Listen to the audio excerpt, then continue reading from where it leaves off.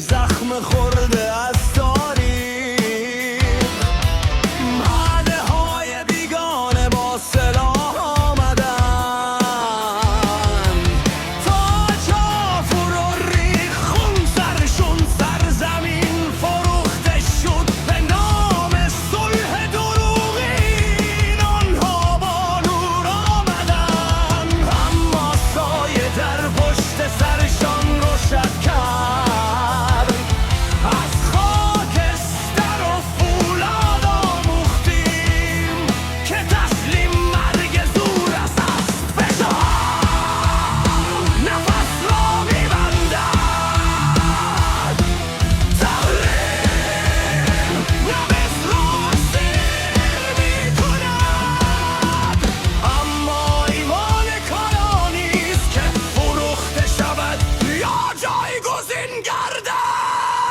آتش در شرق با طوفان خاموش نمی‌شود. ما ایستاده‌ایم میان ویرانه و وعده‌ها. آتش در شرق طرز را بسوزاند. بهتر است بسوزیم تا زانو بزنیم.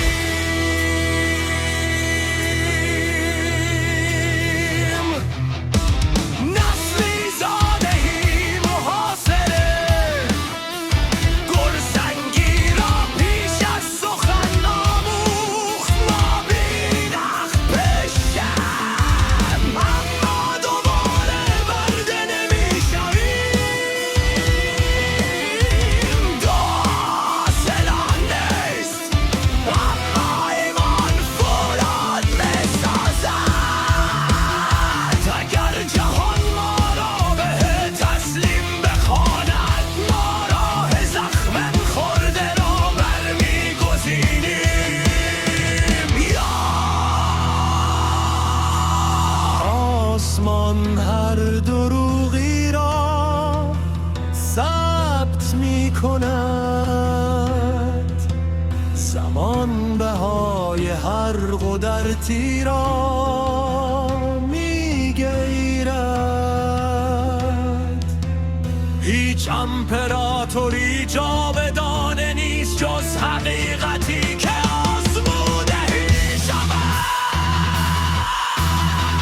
فشار بده، ویران کن، ما مهون نمی‌شویم. ما دگرگان می‌شویم.